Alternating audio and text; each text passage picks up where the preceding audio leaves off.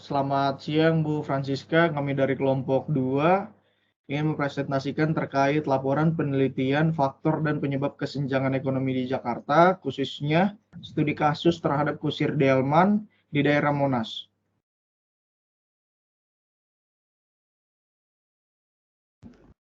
Baik, saya Jonathan Ricardo akan menjelaskan terkait latar belakang.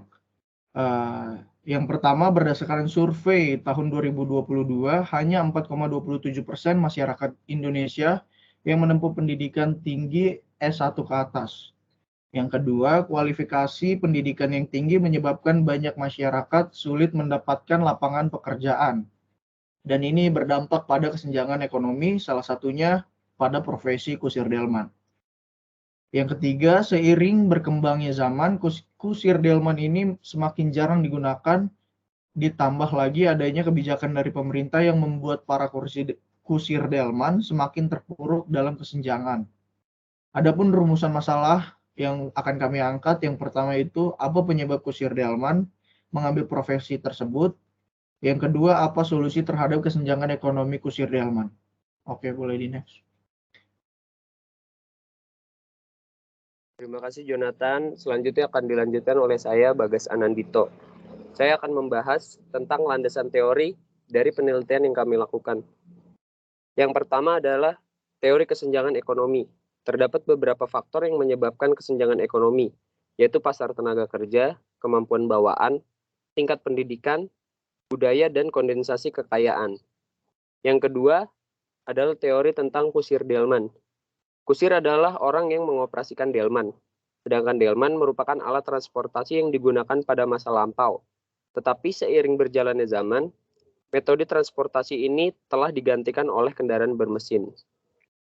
Yang ketiga adalah teori tentang Surat Edaran Wali Kota nomor 36 tahun 2016 yang berisikan mengenai pembatasan operasi delman di kawasan Monas, yaitu hanya dapat beroperasi pada hari Sabtu dan Minggu.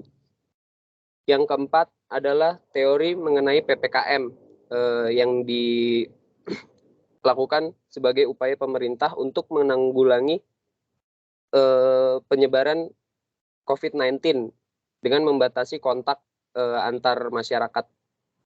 Yang kelima adalah teori tentang kekerasan hewan, di mana hal ini yang sangat berpengaruh karena kekerasan hewan merupakan tindakan sengaja dan menyebabkan ketidaknyamanan, stres, rasa sakit, dan penderitaan pada hewan.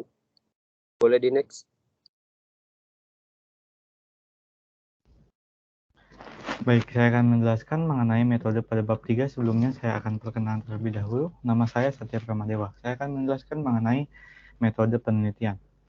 Baik, pada penelitian kali ini kami menggunakan makalah yang menggunakan penelitian kualitatif.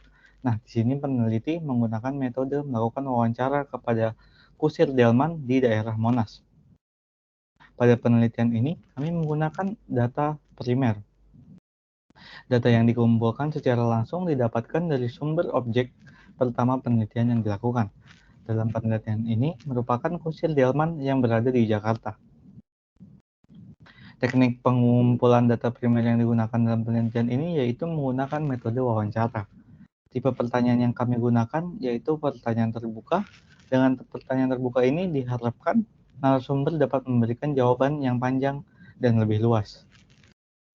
Selanjutnya, untuk lokasi dan waktu penelitian yang kami gunakan, itu lokasinya berada di sekitar Monas di Jakarta Pusat.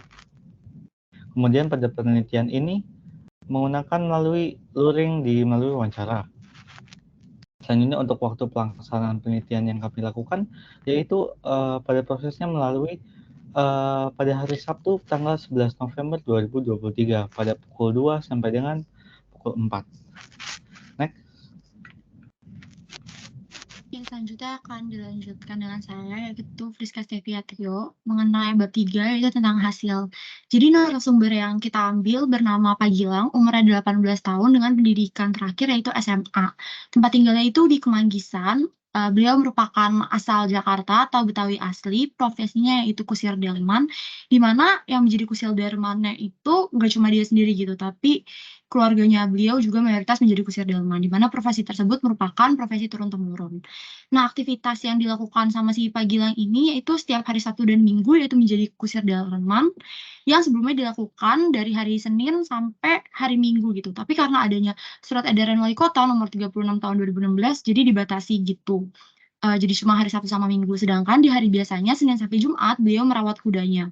Beliau tidak memiliki pekerjaan sampingan, namun mencoba mencari pekerjaan karena penghasilannya itu tidak stabil atau kurang menentu. Penghasilan yang didapatkan dari kusir delman ini yaitu maksimal 500.000. Tapi pada saat kami melakukan observasi dan wawancara masih belum mendapatkan penumpang.